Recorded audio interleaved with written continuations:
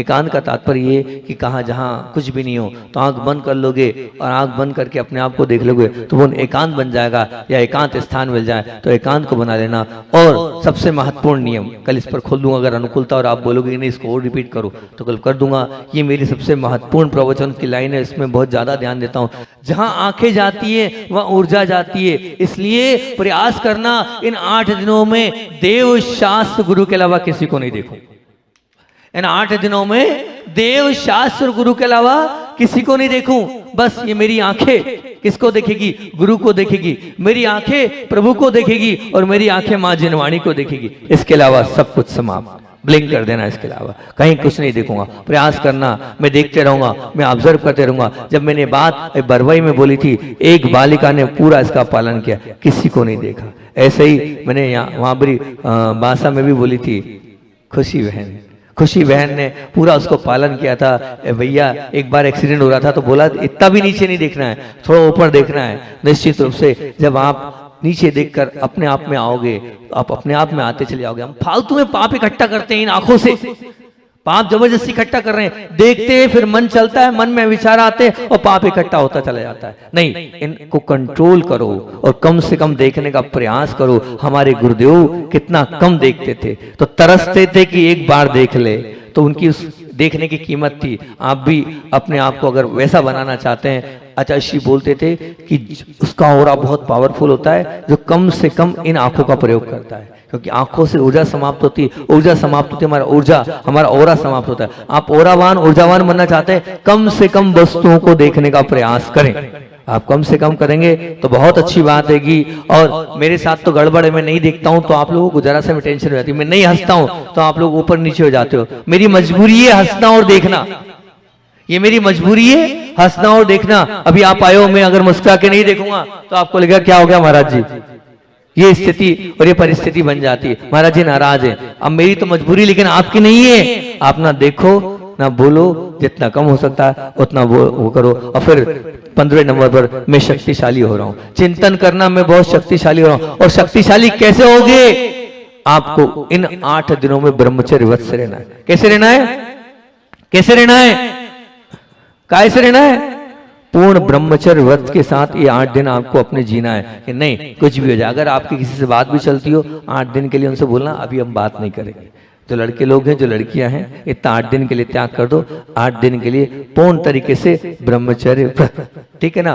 और जो जिनकी शादी हो गई 8-9 दिन के लिए हम पूर्ण ब्रह्मचर्य आप रखेंगे। आपकी शक्ति, आपकी पावर, आपकी ऊर्जा बढ़ती चली जाएगी। और फिर उसके बाद 16 नंबर पर कह लूं तो 16 नंबर पर तो क्या है, ये पहनूं, ये खाऊं, ये नशा मत रखना।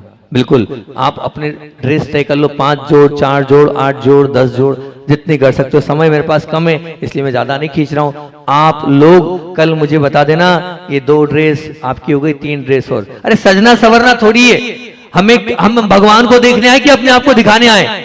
महाराज को दिखाने आए हो क्या आप? नहीं ना। अरे महाराज के दर्शन करने आओ, भगवान के दर्शन करना है हमें, बिल्कुल नहीं। और दूसरी बात, इस मंडप पर ध्यान रखना, इस सिर ढककर आना और नाभि नहीं दिखाना। सिर ढककर आना और नाभि नहीं दिखाना, नहीं तो ऊपरी बाधा लग जाएगी, ध्यान रखना, छोड़ेगी नहीं। कम से इस परिसर में मेरे देवता लोग घूम रहेंगे, वो छोड़ेंगे नहीं। हाँ, तो जितनी महिलाएं उनसे निवेदन है इस परिसर में आए तो सिर ढककर आए और नाभि ढककर आए, बिना दोनों के नहीं आएंगे। तो जो मेरे साथ रहने वाले व्यंतर देव हैं वो छोड़ेंगे नहीं, मेरा खुला बोल दिया, ध्यान रखना। अभी भी कर ले भाई, सुनने के बाद भी सुननी रहिएगी। हाँ तो कहाँ उधर करो, ये बिल्कुल ध्यान रखना। सिर ढका होना चाहिए और नाभि ढकी होनी चाहिए। हाँ, जिसके सिर ढके होते हैं, जिसकी नाभि ढकी होती है, उसके घर में लक्ष्मी का वास होता है। आप चाहते हो लक्ष्मी लाना, और नहीं तो फिर ध्यान रखना उसके शरीर में फिर काय का वास होगा वो जानना, ठीक। और ये पहनूं, ये खाऊं, इस मनोवृत्ति के साथ आप बिल्कुल नहीं रहना। और साथ ही साथ में कैसी भी परिस्थिति हो जाए तो मैं शुभ भावना ही देना है। मतलब शुभ भावनाओं का मतलब क्या होता है?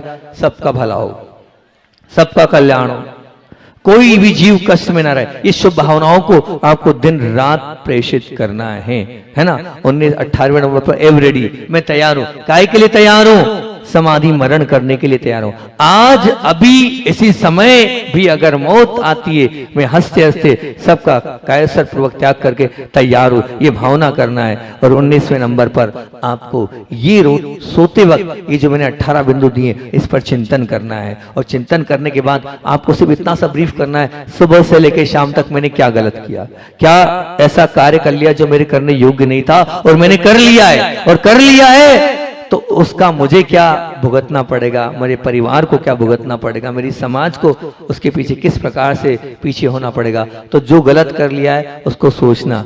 जब आप सोचोगे तो अपने आप गलत करने से डर जाओगे कि नहीं मुझे गलती हुई। हम क्या गलती करते जाते हैं, वो गलती ऐसी हो जाती है कि बाद में वो गलती निकलती नहीं है। हम चाहकर भी, आप मेरा कितना मोटिवेशन लोगे, आप ले भी आओगे, वो इतनी बार सैकड़ों बार गलती कर चुके हो, आपने अपने आप को ऑब्जर्व भी नहीं किया कि मैं गलत हूं, तो वो गलती बढ़ती चली जाएगी। इसलिए रोज रात को बैठकर मेडिटेशन करना है कि मैंने कुछ गलत किया है तो क्या गलत किया है, इसका परिणाम क्या रहेगा।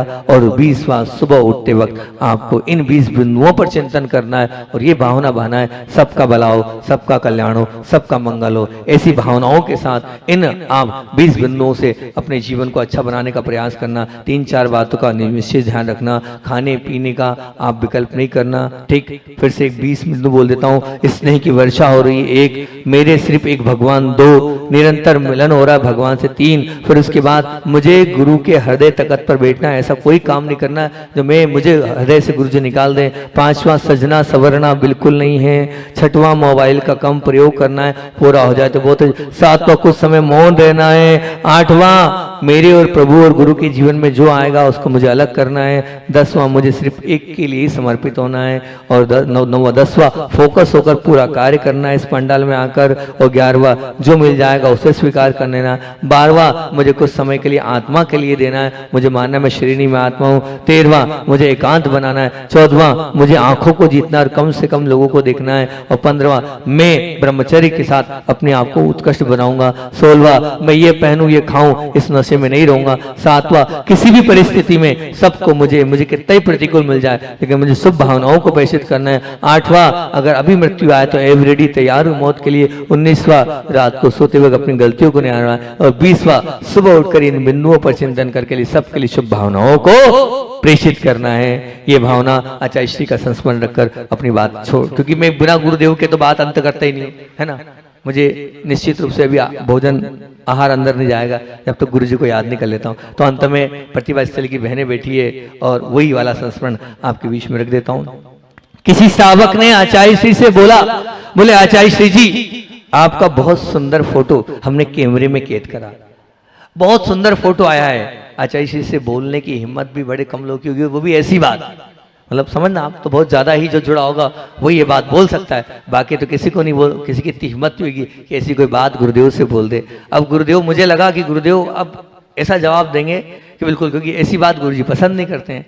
तो अच्छा इससे जी, लेकिन जो कार्यकर्ता होता है, जो मेहनती होता है, जो निश्चित रूप से दिन रात लगा रहता है, उसको गुरुदेव ऐसे जवाब नहीं देते। दूसरा होता तो उसको ऐसे सुनाते कि वो कभी भूल जाता फोटो खींचने। लेकिन आचार्य ने बड़ा सुंदर जवाब दिया, क्योंकि जिस का कार्य करता था उसी का जवाब उसमें गुरुदेव ने कहा, बोले तुमने मेरी फोटो खींची, इन प्रतिभा स्थली की बहनों को देखो, इन्होंने मेरी फोटो खींची हैगी, और ये जो फोटो खींची ऐसी खींची कि इनके प्रत्येक के हृदय में मैं विराजमान हूं। और उनने तो फोटो खींची, लेकिन उनकी फोटो मेरे अंदर भी, कि मुझे भी जब देखो, जब प्रतिभा स्थली कि वो बच्चे दिखते हैं, वो बहनें दिखते हैं, वो पूरे कार्य दिखते हैं, ऐसी फोटो खींचो। ये क्या नश्वर फोटो खींचो, वो अविनश्वर फोटो खींचने का प्रयास करो। ऐसा एक प्रतिभा स्थली के कार्यकर्ता को आचार्य श्री जी ने जवाब दिया था, तलवारा घाट जबलपुर गर्मी में। बोलिए आचार्य वन विद्यासागर जी महामुनि राज की जय। बर्फ को अगर पिघलने से बचाया जा सकता है, बर्फ को आप पिघलने से बचा सकते हो, नहीं बचा सकते? बताओ, नहीं बचा तो सकते, ऐसी बात तो नहीं। सुनो भैया यार, अपने घर में फ्रीज तो रखाइएगा, नहीं रखा है ना, तो बचा सकते हैं, बहुत अच्छी बात है। तो गधे को उसके गधेपने से बचा सकते हो, नहीं बचा सकते। आप कुमार से उसको अलग कर दो और सत्संगति में डाल दो तो वो गधा भी अपनी गधाई छोड़ सकता है, ठीक है ना। कैदी को जेल के जेलर से उस आक्रोश से बचा सकते हो। क्यों? अगर आप उस कैदी पर अच्छे संस्कार डाल दो, उसको धर्म ध्यान और शांति और सुख का रास्ता बता दो तो हो सकता है वो जेलर भी आक्रोश में ना आए। निश्चित रूप से बीमारियों का शिकार होने वाला वो जो शरीर है, उस शरीर को भी आप बचा सकते हो अगर आप सच में जो खाना चाहिए, जो पीना चाहिए, जैसा रहना चाहिए वैसा कर सके। और इसी प्रकार जीवन को असुविधाओं से हटाकर कष्टों से, आफतों से और मुसीबतों से भी बचा सकते हो। निश्चित रूप से प्रश्न ये कि क्या ये आफत जीवन के लिए और विकास के लिए प्रतिबंधक ही है? क्या ये मुसीबत जीवन के लिए नीम का प्रतिनिधित्व धारण करती है? क्या ये मुसीबतों को स्वयं संपूर्ण रूप से दूर रखने के लिए जीवन के प्रत्येक क्षण का उपयोग हमें इसी में करते रहना होगा? नहीं, बिल्कुल नहीं। आप वो जो आपके जीवन में आया कष्ट है, वो आपके जीवन जो पीड़ा है, वो जो आपके जीवन में जो मुसीबत है, उन मुसीबतों से ऊपर उठ सकते हो। कैसे उठ सकते हैं महाराज जी? बस वो ही उपाय इन 8 दिनों में बताऊंगा। क्या बताने वाला हूं इन 8 दिनों में? इन 8 दिनों में, 7 दिनों में जितने दिन बचे और जितना मैं आपको बता पाऊं, आपको आपकी मुसीबतों से निकालने का तरीका बता रहा हूं।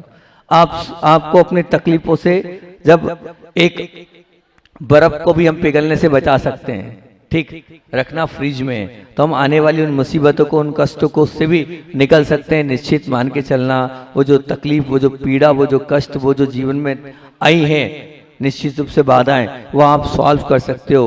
कैसे कर सकते हैं? तो ध्यान रखना, मुसीबतों की आग अपने लिए वरदान स्वरूप हो सकती है अगर आप स्वर्ण बन जाते हो तो। मुसीबतों की आग आपके लिए वरदान सिद्ध हो सकती है अगर आप स्वर्ण बन जाते हो तो। और यदि आप कथिर बन जाते हो तो मुसीबत की आग आपके लिए अभिशाप बन जाती है। अगर आप कथिर बन गए तो अभिशाप बन जाएगी, और आप स्वर्ण बन गए तो क्या बन जाएगी? वो निश्चित रूप से आपके लिए वरदान बन जाएगी। और मैं चाहता हूं कि जीवन में आपकी ये जितनी भी मुसीबत रूपी आग आ रही है वरदान बन जाए। तो निश्चित रूप से जीवन में भले ही मुसीबतों के पहाड़ टूट पड़े, और प्रत्येक प्रतिकूलता में अगर आप चाहते हैं कि मेरी प्रसन्नता बनी रहे, क्या बनी रहे? क्या बनी रहे? बोलो ना। अगर आप चाहते हो कि प्रत्येक प्रतिकूलता में मेरी प्रसन्नता बनी रहे, तो मैं आज आपको प्रसन्नता टिकाए रखने के 10 उपाय बता रहा हूं। ठीक, मैंने अलग अलग जगह अलग अलग प्रवचन किए। ठीक, मैंने वहां कौन सा प्रवचन किया था? बरवाई में कौन सा प्रवचन किया था? याद नहीं? याद है बरवाई वालों? क्या प्रवचन किया था? नहीं, किस पे किया था? बरवाई में तो किस पे किया था मैंने प्रवचन? याद है? भूल गए? कोई को याद नहीं? अच्छा, राजपुर में, राजपुर वाला कोई है? गुड नेचर पे नहीं किए थे प्रवचन? हैं? बोलो ना। आप सब भूल गए, प्रवचन ही भूल गए। हमने क्या क्या प्रवचन आप लोगों के लिए किया था? हैं? आपको याद तो रखना था कम से कम कि महाराज जी ने कौन से प्रवचन किए थे, किस प्रकार के किए थे। तो मैंने निश्चित रूप से आप लोगों के बीच में गुड नेचर पर भी प्रवचन किए थे, और साथ साथ में बेस्ट फैमिली के विषय में भी आप लोगों को बताया था, और साथ साथ में उसके साथ में आपको क्या बताया था, और एक बहुत सुंदर बात आप लोगों के बीच में वहां पर मैंने रखी थी। वो काय के रखी थी कि हमें अपने जीवन को अगर अच्छा बनाना है तो सक्सेसफुल, काय की ये, अच्छा ये पेपर में बोली सक्सेसफुल की, सक्सेसफुल होने की बात भी बोली थी। और मैं आज कुरवाई में प्रसन्नता रहने के 10 उपाय बता रहा हूं। और हर व्यक्ति आज अप्रसन्न है, तो मैं प्रसन्नता चाहता हूं आपके बीच में, प्रसन्नता आपके जीवन में आ जाए। तो कैसे प्रसन्नता आए? तो be happy now. Be happy now पर आज मैं अपनी बात को प्रारंभ कर रहा हूं। बी हैप्पी नाउ क्या बोल रहा है? बी हैप्पी नाउ का बी बोल रहा है बैलेंसिंग स्किल्स। क्या बोल रहा है? बी बोल रहा है बैलेंसिंग स्किल्स, अर्थात संतुलन बनाए रखने की कला चाहिए। अगर आप प्रसन्न रहना चाहते हैं तो संतुलन बनाए रखने की कला चाहिए। अगर संतुलन बनाए रखने की कला है तो आप जीवन पर्यंत प्रसन्न रहेंगे। ई बोल रहा है इंक्रीजिंग स्किल्स, अर्थात दूसरों को प्रोत्साहन देने की कला चाहिए। आप भी प्रसन्न रहना चाहते हैं और दूसरों को भी प्रसन्न करना चाहते हैं तो क्या करना होगा? आप जितना प्रोत्साहन दोगे उतना अच्छा है। एज बोल रहा है हैंडलिंग स्किल्स, अर्थात क्या करना पड़ेगा, काबू में रखने की कला चाहिए। अपने मन को भी और दूसरों को भी हैंडलिंग रखने की कला आ जाएगी तो आप जीवन पर्यंत तक प्रसन्न रहेंगे निश्चित रूप से। हम हैंडलिंग तो करते हैं लेकिन क्या करते हैं, दूसरों को हैंडलिंग करते हैं नहीं, पहले अपने आप को हैंडलिंग करने की कला आनी चाहिए तो आप निश्चित रूप से प्रसन्न रहेंगे। Be happy. ए बोल रहा है एक्सपेक्टिंग स्किल्स। एक्सपेक्टिंग मतलब स्वीकार करने की कला चाहिए, वो मैं बताऊंगा अभी एक एक करके सबको बताता जाऊंगा कि कैसे एक्सपेक्टिंग नेचर होना चाहिए आपका, कैसे स्वीकार करने की कला आपके अंदर आनी चाहिए और हम कैसे स्वीकार करते चलें। फिर क्या बोल रहा है, फिर पी बोल रहा है पॉसिंग स्किल्स, अर्थात रोकने की कला चाहिए। पी बोल रहा है पासिंग स्किल्स अर्थात रोकने की कला चाहिए। कैसे रोकना है, किसको रोकना है, किस प्रकार से रोकना है वो भी आपको बताऊंगा। पी बोल रहा है प्रोसीडिंग स्किल्स। प्रोसीडिंग स्किल्स यानी आगे बढ़ने की कला चाहिए। कैसे आगे बढ़ा जाता है ये हमारे अंदर है, हम बढ़ना चाहेंगे तो निश्चित आगे भी बढ़ते जाएंगे। और वाई बोल रहा है हैप्पी नाउ का वाई बोल रहा है यूडलिंग स्किल्स। यूडलिंग उत्पन्न करने की क्षमता चाहिए। क्या तुम्हारे अंदर है उसको कैसे उत्पन्न करोगे तो तुम्हारी प्रसन्नता कायम रहेगी। और एन बोल रहा है नेग्लेक्टिंग स्किल्स। नेग्लेक्टिंग मतलब उपेक्षा करने की कला चाहिए। कहाँ किस वक्त कैसी उपेक्षा करना है वो कला भी आपके अंदर आनी चाहिए, तब आप प्रसन्नता कायम रख पाओगे। न जरा सी बात हुई उस पर आपने उपेक्षा की जगह आप उपेक्षा नहीं, आपने उपेक्षा को नहीं स्वीकारा और उपेक्षा करने की कला नहीं आई तो निश्चित रूप से आप नीचे गिर जाएंगे। और फिर ओ बोल रहा है ओमिटिंग स्किल्स। ओमिटिंग मतलब छोड़ देने की कला चाहिए। छोड़ना पड़ता है जीवन में, आप रखते चले जाते हो रखते चले जाते हो, नहीं, वो छोड़ देने की कला जब आपके अंदर आएगी तो निश्चित आप प्रसन्नता अपने जीवन में काम रखोगे। और फिर नाव का वे बोल रहा है वेटिंग स्किल्स अर्थात धैर्य रखने की कला चाहिए। आप जब धैर्य रखने की कला से आत्मसात कर लोगे तो निश्चित रूप से जो नौ आपके बीच में बोल रहा हूं कि बी हैप्पी नाउ, क्या बोल रहा है मैंने, बी हैप्पी नाउ। तो बी हैप्पी नाउ ए जो कुल मिलाकर शुरू से मेरी प्रवचन श्रृंखला 10-10 शब्दों पे चली आ रही है तो मैंने इसको बी हैप्पी नाउ को 10 शब्दों में संयोजित कर दिया और 10 बातों को आपके बीच में रखूंगा। सबसे पहली बात बैलेंसिंग स्किल्स, संतुलन बनाए रखने की कला चाहिए। ई बोल रहा है इनक्रेजिंग स्किल्स, दूसरों की को प्रोत्साहन देने की कला चाहिए। एच बोल रहा है हैंडलिंग स्किल्स, काबू में रहने की कला चाहिए। ए बोल रहा है एक्सपेक्टिंग स्किल्स, स्वीकार करने की कला चाहिए। फिर पी बोल रहा है पासिंग स्किल्स यानी रोकने की कला चाहिए। फिर पी बोल रहा है प्रोसीडिंग स्किल्स अर्थात आगे बढ़ने की कला चाहिए। फिर वाई बोल रहा है यूडलिंग स्किल्स, उत्पन्न करने की कला चाहिए। फिर एन बोल रहा है नेग्लेक्टिंग स्किल्स अर्थात उपेक्षा करने की कला चाहिए। ओ बोल रहा है कि ओमिटिंग स्किल्स अर्थात छोड़ देने की कला चाहिए। फिर वाई बोल रहा है वेटिंग स्किल्स अर्थात धैर्य रखने की कला चाहिए। और निश्चित रूप से ये कलाएं हमारे अंदर आ गई तो हम प्रसन्नता अपने जीवन में ले आएंगे। आप सब प्रसन्न रह सकते हैं लेकिन मेरी इन बातों को आपको बहुत ध्यान से सुनना होगा। एक एक बातों में मंत्र दूंगा, एक एक बातों में सूत्र दूंगा, बस उन मंत्रों को और उन सूत्रों को आत्मसात करते जाना। आपके चेहरे पे हमेशा प्रसन्नता रहेगी, आपके चेहरे में हमेशा खुशी रहेगी, आपके जीवन में आप हमेशा दूसरों को प्रसन्न करने के लिए और अपने साथ अपने को प्रसन्न करने की उस कला को अपने जीवन में लाएंगे। लेकिन बात में जो बोल रहा हूं उसको मानना होगा, बात में जो बोल रहा हूं उसको स्वीकार करना होगा। मैं आपको जो बात बोल रहा हूं उसे अपने जीवन में उतारना होगा। जब आप अपने जीवन को प्रसन्न बना पाएंगे और निश्चित मान के चलना, आचार्य जी बार बार बोलते थे कि जो व्यक्ति प्रसन्न रहता है उसका औरा कई गुना होता है। जो व्यक्ति प्रसन्न होता है उसकी दुनिया दीवानी होती है। जो व्यक्ति प्रसन्न रहता है वो सबको अपना बना पाता है। और हम बताओ बहुत बार अपनी प्रसन्नता को समाप्त कर देते हैं, बहुत बार जरा जरा सी बात को लेकर जो हमारे अंदर एक प्रसन्नता है जो कर्मों की निर्जरा के कारण है, जो हमारी विशुद्धि का कारण है, उसको छोड़ रहे हैं। कितनी बड़ी गलती कर रहे हैं। हमारे अंदर ये गलती हमें नीचे की ओर ले जा रही है तो हम कैसे प्रसन्न रहें। आप देखो हमारे भगवान भी जब बैठते हैं तो उनकी मुख मुद्रा कैसी है, बताओ कैसे वो प्रसन्न बैठे हैं, बिल्कुल एकदम मुस्कुराता चेहरा है। पूज्य गुरुदेव को देखा आपने, उनकी कैसी मुस्कुराहट थी, हमेशा उनके चेहरे पर वो प्रसन्नता बनी रहती थी। अब हम भी चाहते हैं वैसी प्रसन्नता बनी रहे, तो निश्चित हमारा वो प्रसन्नता वाला क्षण, वो प्रसन्नता वाला पल हम याद करें। कब हम प्रसन्न थे अपने जीवन में, कब हमारे जीवन में मुस्कुराहट थी, ऐसा कोई पल याद है आपको जब आप बहुत प्रसन्न थे? महायज्ञ नायक महोदय, कब? जब शादी हुई थी जब बहुत प्रसन्न थे? जब धर्मपत्नी मिली थी? अच्छा, बिटिया हुई थी जब बहुत प्रसन्न थे। बहुत अच्छा। धर्म पत्नी से कोई मतलब नहीं। कहाँ है वो मैडम? कहाँ गई? चली गई? किधर बैठी? हाँ, ये इधर बैठी है। अच्छा, यही बैठी है। देखो क्या है, प्रसन्नता जब हुई, आप मिले जब नहीं, बेटी मिली जब। तो आपको ये दृश्य याद रखना है कि निश्चित रूप से हम प्रसन्न कब थे, कब हुए, है ना।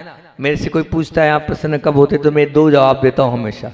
दो जवाब मेरे फिक्स रहेंगे कि मेरी प्रसन्नता सबसे ज्यादा कब, जब मेरे गुरु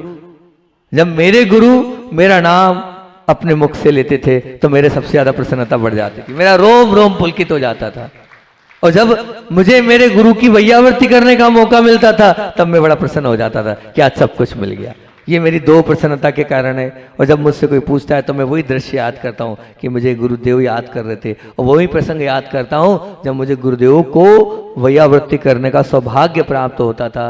और इतना पुण्य रहा है कि कभी कभी तो अकेले सब कुछ मिलता था। कुछ गुरुदेव को महीनों तक अकेले प्रतिक्रमण सुनाने का अवसर मिला, अकेले हमने स्वयं पाठ सुनाने का अवसर मिला, नंदीश्वर भक्ति सुनाने का अवसर मिला, अकेले वैयावृत्ति करने का सौभाग्य प्राप्त हुआ है। तो मैं मानता हूँ वही मेरी सबसे ज़्यादा प्रसन्नता का समय था। इसलिए आप भी गौर करना, आप भी थोड़ा दिमाग पर जोर डालना, और आप भी विचार करना कि आपके जीवन में ऐसे कौन से दौर थे जिनमें आपने सच में अपने आप को, अपने जीवन को प्रसन्नतामय बनाया है। और फिर उन्हीं पलों को, उन्हीं क्षणों को अपनी याद में रखना और उन्हीं क्षणों के साथ अपने जीवन को जीने का प्रयास करना, ताकि वो पल फिर आपके जीवन में आए, वो मौका फिर आपके जीवन में आए, और वो मौके के साथ अपने आप को और अपडेट करके आप और अच्छे बनाएं। मैंने सोचने पर आपके लिए ये विषय दिया है कि आप कब कब प्रसन्न थे। उन प्रसन्नता वाले उन दृश्यों को आपको याद करना है, और याद करने के साथ उन्हें बार बार उन्हीं दृश्यों को सोचते चले जाना है, ताकि प्रसन्नता आपकी और दुगनी और कई गुनी बढ़ते चले जाएगी। और निश्चित प्रसन्न रहना हमारे हाथ में है, प्रसन्न रहना हमारे हाथ में है, दूसरे के हाथ में नहीं है। ध्यान रखना, अगर दूसरा हमें अप्रसन्न कर रहा है तो हम अपने हाथ में नहीं है, हम दूसरे के हाथ में हैं। हम अपने हाथ में नहीं है, हम दूसरे के हाथ में हैं। हाँ, निश्चित रूप से कोई कस्टमर या कोई ग्राहक आपको प्रसन्न कर रहा है तो मतलब आप बहुत बड़े लोभी हो। वकील साहब के पास जब कोई अच्छा बड़ा पैसे वाला आ जाता होगा, आसामी, तो खुश हो जाते होंगे, मजा आ गया, है ना, ऐसे ही होता है। और अध्यक्ष जी के पास कोई अच्छा कोई किसान आ जाता होगा, फंस गया मुर्गा, है, तो बड़े प्रसन्न हो जाते होंगे। नहीं भैया, ये सब तो लोभ की प्रसन्नता है, ये सब नष्टवान प्रसन्नता है। आप तो ये जो है ना, हम ये सोधर्मेंद्र बने, हम श्रीपाल बने, हमने ध्वजारोहण किया, हमने जो है महायज्ञ नायक बने, हम जो है राजा भरत का सौभाग्य प्राप्त किया, हम बाहुबली बने, इन सब पदों को याद करना, ये सौभाग्य वाले पद है, ये प्रसन्नता वाले पद है। ये जो आप अभी हाल कार्य कर रहे हो, ये प्रसन्नता युक्त कार्य है। निश्चित आपके जीवन में इन दृश्यों को याद करना, ये कितनी भक्ति के साथ नृत्य कर रहे थे हम, ये मौका मिलेगा, किसी निर्विकल्पता है, बताओ कितनी शांति का अनुभव हो रहा है। सब बात से विकल्प छोड़कर आप यहाँ बैठे हो, क्या पुण्य कमा रहे हो, अथाह पुण्य का सृजन आप अभी इस वक्त कर रहे हो। ये आपके जीवन का गोल्डन समय है। हाँ, मानना अपन तो 24 घंटे आपाधापी में लगे, लेकिन ये 2-3 घंटे आप निर्विकल्प बैठना, कोई दुकानदारी नहीं, कोई व्यापार नहीं, कोई व्यवसाय नहीं, कोई चिंता नहीं, सिर्फ प्रभु की भक्ति की चिंता और मंत्र का उच्चारण करना है। बस मंत्र को जपना है, मंत्रों में लगे रहना है, किसी तरह से भी चूकना मत, एक भी मंत्र को छोड़ना मत, एक भी मंत्र को। जितने मंत्र हैं उन मंत्र का उच्चारण अपनी जिह्वा से करना, ये जिह्वा आपकी पवित्र हो जाएगी, ये गला पाना आपका सार्थक हो जाएगा, ये आंखें आपकी उत्तम हो जाएगी। निश्चित रूप से अगर आप यहाँ पर रहकर इसमें समाहित होकर आप करोगे तो सब कुछ अच्छा आपका होता चला जाएगा। ये आपके हाथ में, यही विधान आपकी प्रसन्नता बढ़ा सकता है। और यही विधान आपकी प्रसन्नता, क्या अगर जरा सी बात पे बिखर गए, मैं आगे बैठना था, मुझे वहाँ बैठना था, मुझे ये चाहिए था, मुझे वो चाहिए था, मुझे ये नहीं मिला, मुझे वो नहीं मिला। जरा सी बात में आप क्या हो सकता है, यही विधान आपकी अप्रसन्नता का कारण बन सकता नहीं। धर्म ध्यान की प्रक्रिया है, इस धर्म ध्यान की प्रक्रिया में हर क्षण हर पल अपनी प्रसन्नता को कायम रखना और हमेशा आपको प्रसन्न रखना है। सबसे पहला बिंदु आज मैं दे देता हूँ, समय अपने पास बहुत कम है, क्योंकि आज मैंने बहुत अच्छी बात भी सोची है कि गुरुदेव के संस्मरण तो मैं रोज बोलता आया हूँ, पर आज मन क्या पता क्यों सुबह से उठकर ये हो गया कि मुझे आज गुरुदेव के गुरु की बात भी बोलनी चाहिए, क्योंकि बहुत कुछ आचार्य ज्ञान सागर जी से मैंने सीखा है। भले ही मैं उनसे नहीं मिला, भले ही मैंने उनके दर्शन नहीं किए, लेकिन पूज्य ज्ञान सागर जी महाराज जी से ऐसा सीखा हूं, गुरुदेव ने जो जो बताया अपने गुरु के विषय में इतने अहो आदर भाव के साथ बताया, तो उनने बहुत कुछ सीखा है। तो निश्चित रूप से मुझे उनकी उस बात से मोटिवेशन बहुत सारी चीज़ों को मिला है। तो आज से मैंने सोचा है कि आचार्य ज्ञान सागर जी महाराज जी को भी मुझे याद करना चाहिए, क्योंकि वो गुरु जी के रोम रोम में बसे थे।